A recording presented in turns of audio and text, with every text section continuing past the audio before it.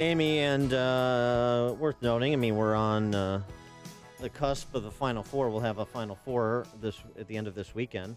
We've got four teams that advanced to the Elite Eight yesterday. Yeah, and none of my teams, let's say Purdue, let's say Arizona and Michigan, they didn't make it. Yeah, well, that's because you made Poor decisions, really Dan, a we got to rookie go over that. mistake. It's a rookie mistake. Well, I still have North Carolina, and they play Butler, and that's where Karen and Mike Pence are going to have a romantic date tonight because she went to Butler. And that'll be lovely. Here's the mistake that you made so you don't make it again. Yes, Dan. In crunch time, you go to the Bennett Academy, St. Michael's of Wheaton grad, which is what Xavier did. Yes. And Sean O'Mara delivered because that's what Bennett Academy, St. Michael's grade school graduates do. Oh, we deliver in crunch time. And take down a juggernaut 2 seed such as Arizona. And capture the hearts and minds of the American public in so doing. Oh, my God. Seriously, you're waxing poetic about basketball So, and Xavier. so there's something, no matter what's the status of your bracket, no matter where you find yourself in terms of your loyalties because of alma maters and the like, we can all agree that we want Sean O'Mara to lead Xavier to a national title, to put another Bennett grad at the top of the he does pyramid. Look like Frank Kaminsky a little where Bennett grads and gosh. St. Michael's grads, the deadly combination of the two. Really? Is that where you went to school too? Perhaps. Oh. Speaking of Wheaton, we're pleased to be joined by another Wheatonian. Oh, my gosh. Now you're Wheatonians? Yeah, it sounds regal, doesn't it? He is Congressman Peter Roskam. Peter, thanks for joining us again. Appreciate it. Nice transition. That was pretty skillful. Thank you very much. That's why they pay me the big bucks here. So, Peter, you've been a little bit cagey about where you are on the Trump-Ryan Obamacare replacement proposal. And the president has issued you and everybody else an ultimatum, and Kevin McCarthy has said that it's going to be voted up this afternoon. So where are you? So I'm going to vote yes. I'm not persuaded by the president's ultimatum. You know what I mean? And the take it or leave it approach. Mm-hmm. I don't think that if the bill fails today, that the health care discussion is over by a long shot. But that said, I think one of the reasons we're in this complicated, difficult place today is if you reflect back and you say, okay, the GOP has never put together what it's for on health care. It's never passed out the aspirational bill.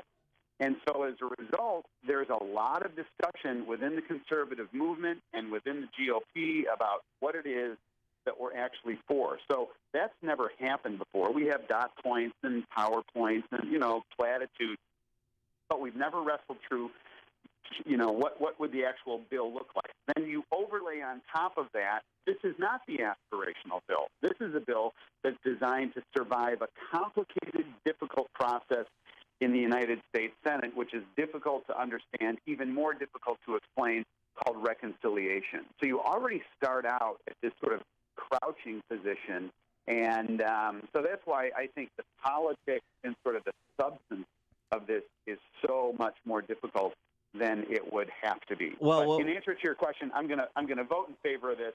I was concerned about some of the Medicaid stuff on Illinois, and I was hearing people out on some of the tax criticism. But I think on balance, it's I'm going to vote in favor. It advances the flag a little bit, yeah. And so, but here's the thing: Republicans have passed Obamacare replacement concepts before in terms of aspirational, Tom Price's bill and so forth. But it was when they knew President Obama was still in the White House and it wasn't going anywhere.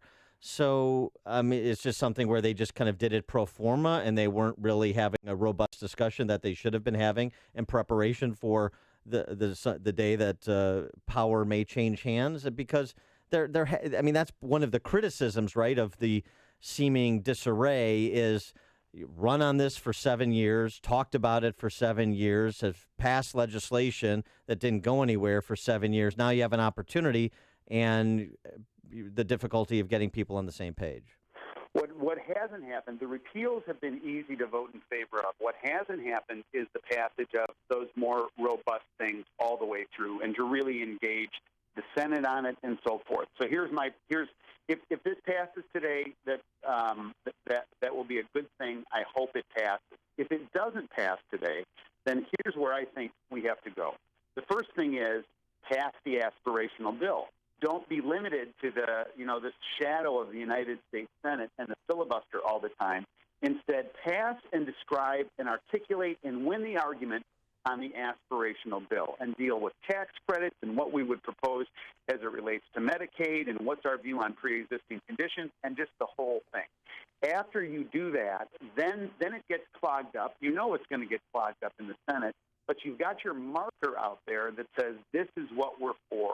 And now the limitation of 60 Senate votes requires the discussion, okay, now we've got to go and do this complicated hijinks thing called reconciliation. Then you can go to people in the House and say, in light of that reality that now is generally understood, what are your proposals that would pass this reconciliation standard? And the other problem is you can't get a straight answer from the Senate parliamentarians about what survives and what is fatal under the Senate rules. So it's a little bit like shadow boxing right now, and that's why I think there's a lot of frustration all the way around. So it's a critical test today for the president and for the party, and having failed legislation this early in his presidency, I don't think will bode well for either. But are you out there convincing other Republicans to get on board? Look, I think that, Donald Trump is this a good thing if this fails today? No, it wouldn't be a good thing. Is it fatal for his presidency? Not a chance. And I think what happens, Amy, is that we step back and say, all right, that didn't work. Now let's take another approach. And I think the other approach that I'm going to be advocating for is the one that I just described. Everybody's really trying to wrestle with this.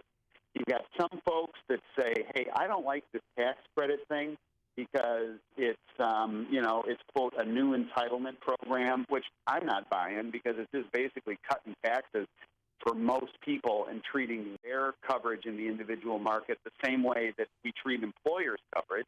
That is, that's not taxed. And then there's some folks, at the moderate end of the spectrum that say, wow, this impact on Medicaid populations and so forth is gonna harm them too much.